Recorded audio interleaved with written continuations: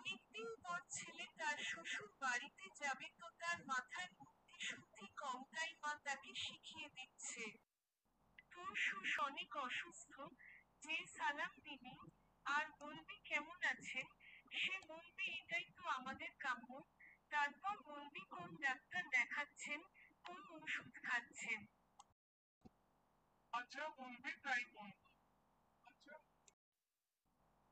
আমি যা শিখিয়ে দিলাম তাই বলবি, উল্টোপাল্টা কিছু বলিস না। আবার মনে রাখিস তোর শাশুড় কিন্তু অসুস্থ।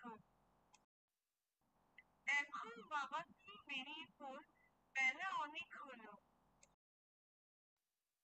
আচ্ছা ঠিক আছে মা, তুমি যা বলছো তাই বলবো। মা, তাহলে আমি এখন রওনা দিলাম।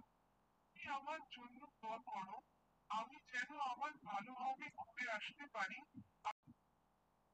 আই বাবা, আমি দোয়া করি আল্লাহ আমার পাগল ছেলেকে একটু বুদ্ধি শুদ্ধি দিও। আসসালামু আলাইকুম বাবা, কেমন আছেন?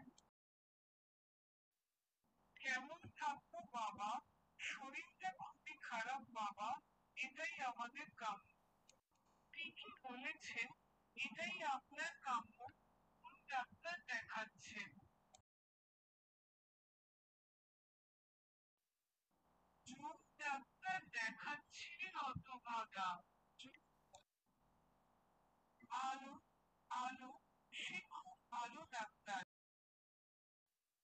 ওরে হারামজাদা, তুই একটু চুপ করবি?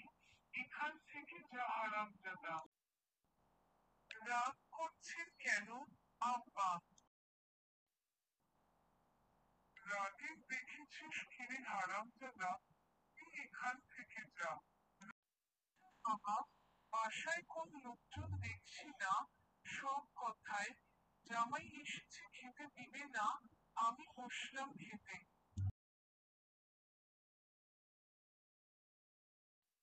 ওরে হারামজাদা, আমি মরছি আমার জ্বালাই, ও আছে রং তামাশা নিয়া। না, হারামজাদা, তোরে কিন্তু মেরে ফেলবো। আমাকে মারতে চেয়ে নিজেই পড়ে গেল।